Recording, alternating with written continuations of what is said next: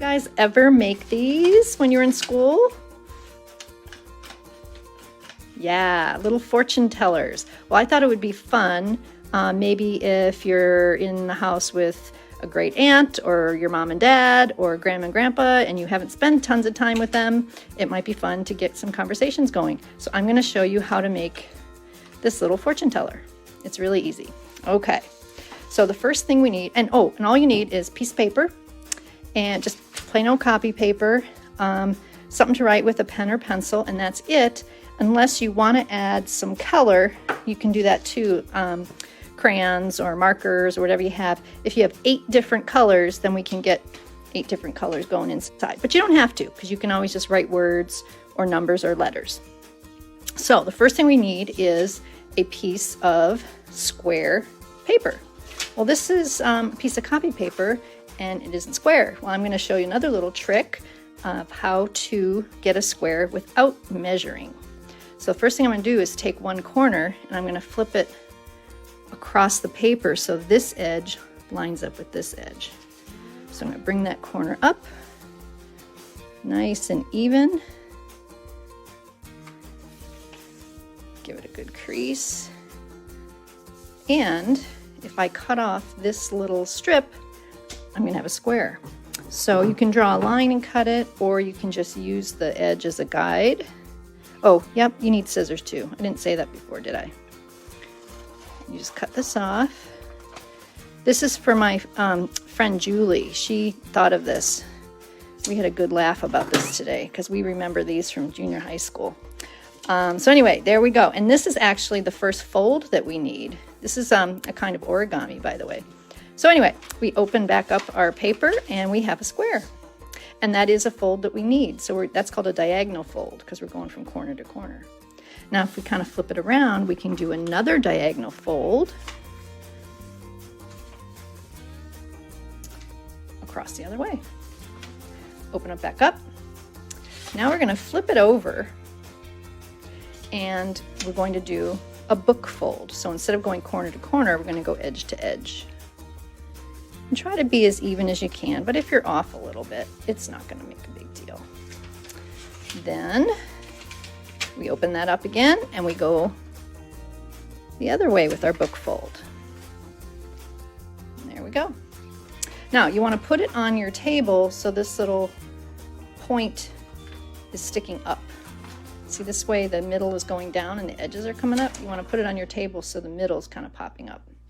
Then what we're going to do is fold each corner into the center. You just pull your finger down, give it a crease, and you do that on each corner.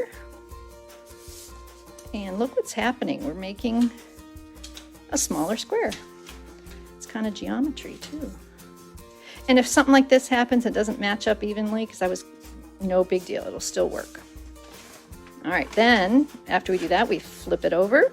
See our smaller square? And we're going to do the same thing again. We're going to take each new corner and put it into the center. There we go. There we go.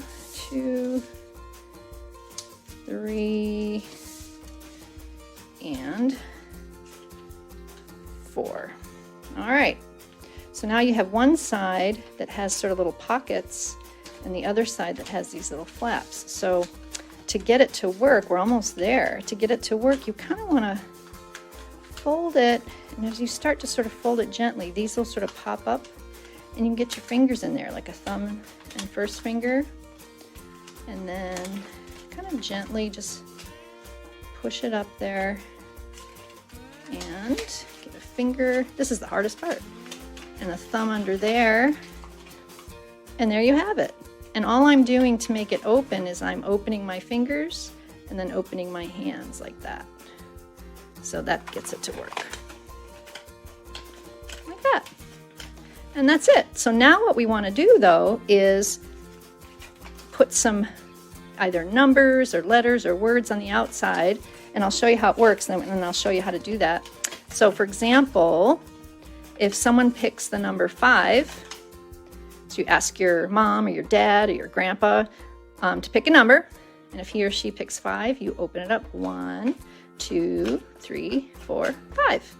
And then you hold it there, and then they pick a color and say, Grandpa picks yellow. Okay, Y-E-L-L-O-W. And then he picks another color, say he picks, I don't know, purple. Then you oh no, that's pink. Okay, say he picks pink. That's purple over there. And inside it says, tell me something funny that happened to you. And so then you can have a nice little conversation. So each one of those has maybe a question or tell me a story or something like that. You can do whatever you want. You can make one of these with just questions. Maybe you want to make another one with just silly things to say. So here, real quick, I'll show you how to get all your numbers and colors on there. So if you put it the outside here, where your little pockets are, in each little triangle, you want to put a number. So let's see. I started with 3, or just because, I don't know, 1 just was no fun to open it just once. So I started with 3, 4, 5, 6, 7, 8, 9, and 10. And then you flip it over, and these are your color triangles. Or you can put a letter, and then maybe you can go through the alphabet. You know, if you have letter E, you could say A, B, C, D, E, and open it up there. But I like doing colors. So if you have 8 different colors with a crayon or a marker, you can just fill in. And this way you can learn, if you're younger, you can be learning how to spell your colors.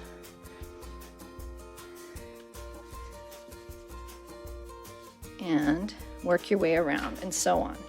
Okay, once you do all the colors, then on the inside, if you open it up again, this is where your little messages are going to go. So what I do is I take a marker or a pencil and I draw a little line here.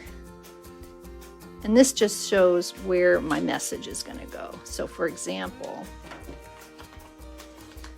I'll show you on this one. So for example, if we open up here, I've drawn that line, so I have one message under this color and one message under that color. So you can go around. Some examples I have: what's your favorite food, color, or movie? A nice little message that says, I like your smile, or you are nice. Where would you like to go on vacation? Anywhere. Can I have a cookie? So you can put all kinds of fun little things in there. And that is your little fortune teller or conversation starter. So, whoops, sorry, I'm off camera there trying to get this. I kind of bent it a little bit, so there we go. So make one of those and have some fun. Until next time, all of you stay well, and thanks for joining in. Comment or give me some ideas of something else you would like to see.